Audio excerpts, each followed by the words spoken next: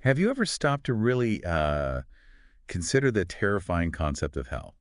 I mean, is it purely a myth, maybe a tool to encourage good behavior, or could there actually be physical locations right here on Earth that serve as, you know, connections to such a realm? That's a really fascinating question, and it's right at the heart of our discussion today. We've been digging into the material you sent over this compelling documentary audio piece, and it focuses on this idea of gates of hell. It's as hell, right? Yeah, these tangible places that people across history and in all sorts of cultures have believed are direct entrances to the underworld. Exactly. So our mission here is to explore these alleged hellmouths, try to understand the historical beliefs that have sort of grown up around them, and maybe see if we can find any consistent patterns in these ideas. Prepare yourself because we're about to take you on a journey to some truly intriguing, maybe a little unsettling locations. Definitely. We'll be looking at everything from, erupting volcanoes in Iceland Mm. to these dark, shadowy caves deep in jungles, even a seemingly endless lake of fire in Africa. Wow. And what's really striking is this recurring belief that these very different places could be ancient thresholds, to something beyond our normal experience. Okay, let's start with this idea of a physical hell.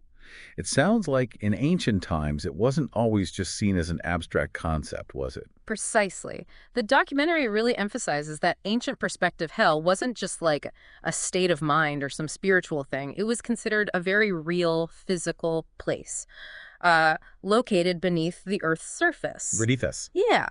And more than that, it wasn't just one entrance. The idea of six hell mouths around the globe acting as actual links between the living world and the realm of the dead, Yeah. that was quite prevalent. 6 actual doorways.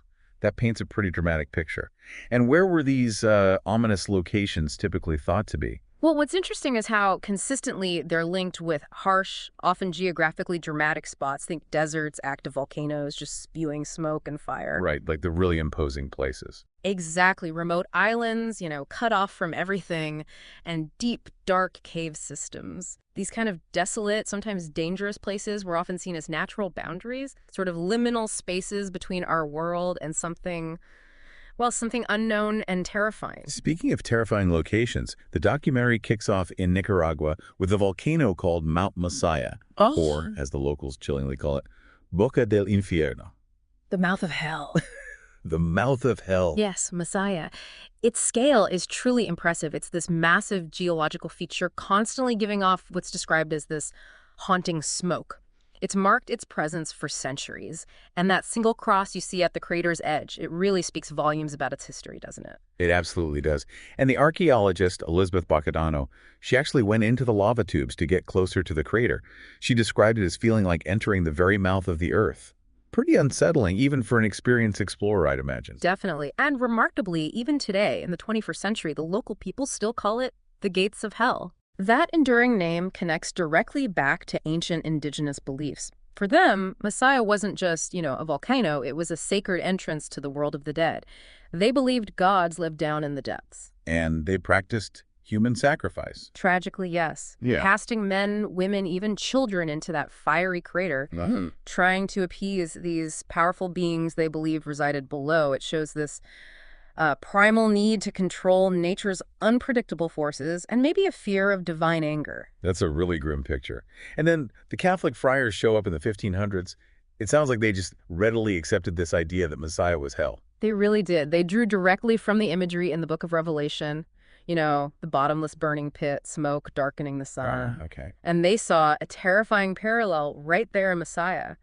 Given their religious framework, they found these connections in their scriptures and were just convinced something demonic was lurking down there. And one friar, incredibly brave or maybe just reckless, actually went down into the crater, armed with just a wooden cross. It was an incredibly dangerous thing to do, yeah.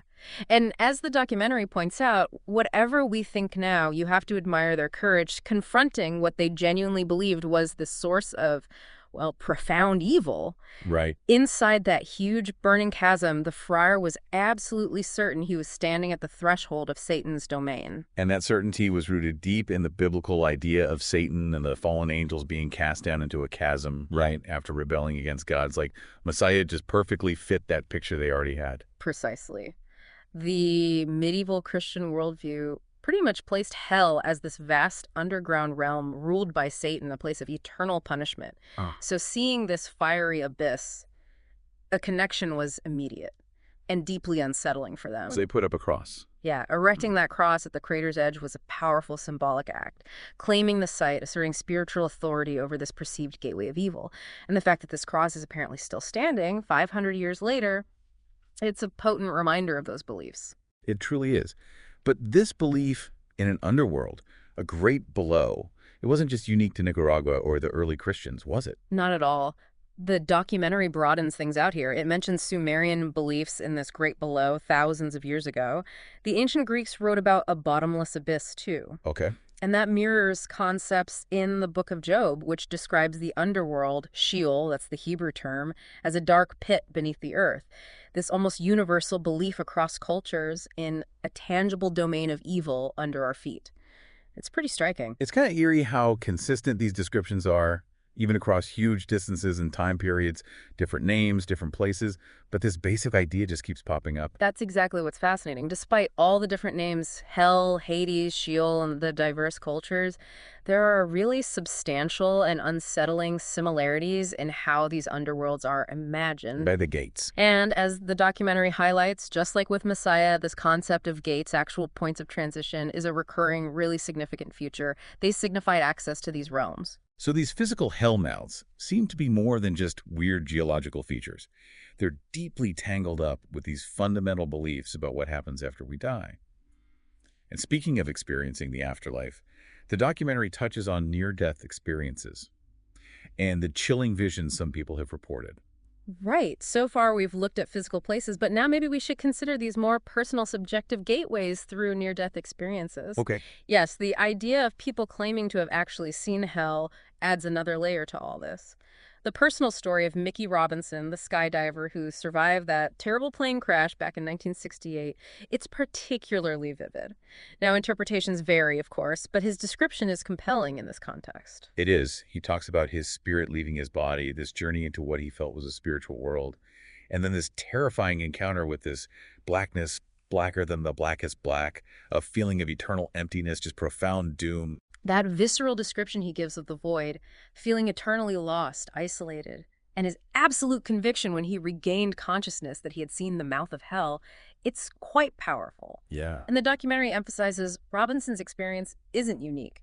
There are historical accounts of similar hellish visions from centuries before. This recurring theme, encountering a void, feelings of utter despair, it might reflect these universal anxieties we have about oblivion. All right, they mentioned a Spanish monk in the 7th century, an Irish warrior in the 12th, a Polish nun, Fina, in the 1930s, all reporting eerily similar encounters with underworld torments. It does make you wonder about these shared experiences. It really does. Now let's travel somewhere else, another place believed to be a gate of hell. Actun Tuniquilmucnal Cave in Belize. It's about 400 miles from Masaya. Here, the ancient Maya believed this cave was a direct portal to Xibalba, their underworld, and its name means... The place of fear. Aptly named, yes, the place of fear. And the documentary mentioned that even today, surviving Maya still have this real sense of apprehension about this hellmouth. That enduring fear really speaks to the lasting power of these ancient beliefs, doesn't it? Dr. Jamie Aw, who spent decades investigating the Xibalba legends, he highlights ancient Mayan references to human sacrifice inside the cave. Sacrifice again. Yes. And the Popol Vuh, their sacred text, describes these dangerous chambers waiting for anyone who dared enter the underworld. It's fascinating that the Maya didn't just see it as spiritual, but as a literal place under their feet, somewhere they'd actually go for important ceremonies. Exactly. And Dr. Aw's physical journey into the cave sort of mirrors that ancient path. He talks about the very real dangers, deep water, hidden pitfalls, which directly echo how the Mayan underworld is described in their mythology. Treacherous. And the cave features themselves seem to line up with the myths, right? Like the sharp stalactites and stalagmites, easily interpreted as the House of Knives, designed to test souls going into Xibalba. Absolutely. And what's striking here is the belief that failing these trials in the Mayan underworld could mean losing your soul permanently, a kind of ultimate damnation. This idea of a dangerous journey, a difficult passage through a labyrinth to reach the afterlife. It's a theme you see again and again in many cultures. Like paying the ferryman in Greek myths, or crossing dangerous rivers in other stories. Seems the journey to the underworld is rarely straightforward. And then there's that grim discovery inside the cave, the human remains. Ah, yes. The skeletal remains of a young woman found deep inside Acton Tunicil Muknal. It offers this potentially chilling confirmation of those ancient legends about human sacrifice, suggesting these offerings were made to appease the gods of Xibalba. For those people, the path to the Mayan underworld was indeed their final journey. This idea of a dangerous passage, it really does seem to be a common thread connecting these different gates of hell. It's not just about finding the door, it's about the trials you face getting through it. Precisely. The documentary gives more examples. The Greek hero Theseus losing his memory down there, perilous mountains, rivers, gateways described in early Mesopotamian texts, even the false door in ancient Egyptian tombs that was seen as a literal portal, starting a potentially dangerous trip into the afterlife. And that Egyptian journey was full of its own dangers too, right? Yeah. Monsters, demons, traps. It sounds like they even had a guidebook, the Omat, with spells to help navigate. Yes, it was like a virtual roadmap. It gave the secret names and methods needed to get past the underworld's guardians and monsters. If you couldn't recite the right spells, well, you risked being trapped in limbo forever. This wasn't just symbolic for the Egyptians, it was a real perilous journey. And it's interesting how even heroes in different myths, Orpheus, a Norse god, even Christ, with the idea of descending into Hades, they all undertake this dangerous journey into the underworld, often to rescue souls. It reinforces this idea of a really challenging passage. But okay, once you actually reach hell, what's waiting for you? The documentary then shifts focus to the tortures themselves. Right, and this is where the descriptions often get particularly vivid, focusing on torture and suffering that's frequently described as, well, beyond human imagination. It's noticeable, as the documentary points out, how much more detail often goes into describing hell's horrors compared to the glories of heaven. It's like our fascination with the bad place is somehow stronger. The documentary then looks at the Greek concept of Hades, a literal underground realm of the dead, with hidden entrances supposedly on the Peloponnese coast. Yes, Hades, the Greek underworld, much like Messiah and Xibalba, had these physical entry points. And the ancient myths describe these huge underground rivers within Hades, each with symbolic, pretty grim names. Acheron, the river of woe, Cocytus, wailing, Phlegethon, fire, and Styx, hate. Rivers of gloom and despair. Basically ferrying the dead to a pretty bleak existence, a ghostly limbo. Doesn't sound like a great afterlife for most ancient Greeks. Not really. But beyond those rivers was an even more terrifying place, Tartarus, the deepest part of Hades reserved for the absolute worst offenders, a place of specific, severe punishments. And these weren't just random tortures, right? The documentary highlights how punishments in Tartarus often mirrored the crimes committed in life. That idea seems to have influenced later views of hell. Exactly. Eternal suffering tailored to your sins. Examples like being strapped to a wheel of flames forever, or constantly pushing huge boulders uphill only to have them roll down again, or enduring unquenchable thirst and hunger. It paints a truly gruesome picture. That myth about the guy whose liver gets eaten by vultures every day. Right, perpetually devoured, illustrating that concept of unending torment. And this idea of Tartarus, punishment fitting the crime, it clearly connects to the Christian concept of hell as a place of moral judgment, eternal retribution. The documentary even gives examples from other religions, like Islamic texts describing venomous snakes and hotter fires, or Zoroastrian texts with horrific tortures lasting seemingly forever. It just underscores this widespread idea of an underworld as a place for punitive justice. And while the Christian idea of hell evolved into this elaborate, multi-layered universe of punishment, it's actually a bit surprising that the New Testament itself doesn't give that many detailed descriptions of the tortures. So where did all those really lurid details come from? The documentary points to early Christian apocryphal texts, like the Apocalypse of Peter, things not included in the official Bible. Precisely. These texts, written in the early centuries after Christ, kind of filled in the blanks. They presented these terrifying visions, sinners being roasted, blasted by lightning, torn apart by animals. It's been suggested that the fear these vivid descriptions created might have actually encouraged conversion to Christianity. Makes sense. So the damned aren't suffering alone in hell. There are also demons involved. The documentary mentions that volcanic eruption in Iceland in 2010 and how some medieval folks interpreted it as a cry from hell, confirming biblical warnings about these beings. Yes, the Christian belief is that, a third of God's angels fell and became demons. They now live in hell and supposedly delight in tormenting lost souls. So hell isn't just for condemned humans, it's also populated by these malevolent entities. And the distinction is made that demons aren't trapped there like human souls are. They actively try to escape into our world through these hell mouths like Mount Hekla in Iceland. That's a crucial point. Biblical texts like Revelation and Mark talk about demons emerging from open gates of hell to cause chaos on earth. And this idea of a porous boundary isn't new either. The ancient Greeks had rituals, like at the Necromantean, specifically to communicate with the dead, often involving blood sacrifice to give the spirits some temporary life force. It's a pretty unsettling thought that these gates could be two-way streets. The documentary even touches briefly on the Salem witch trials in 17th century America, the Puritan belief that the wilderness was the devil's territory, a potential gateway for demons. Right.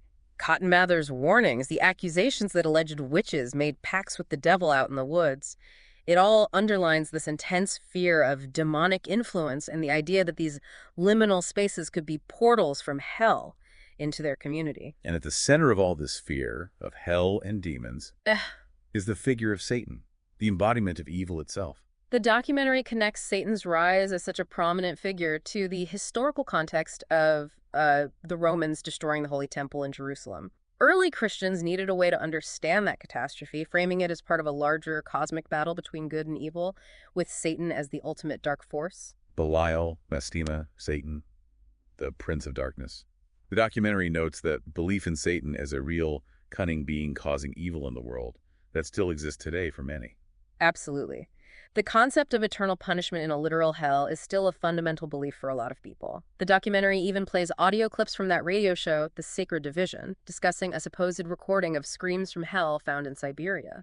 It just highlights this ongoing fascination with finding tangible proof of the afterlife. And those callers talking about hell as a real place of unending pain. Or it really shows how deeply ingrained the idea is in some belief systems. It seems tied to this fundamental human desire for justice, consequences for actions on Earth.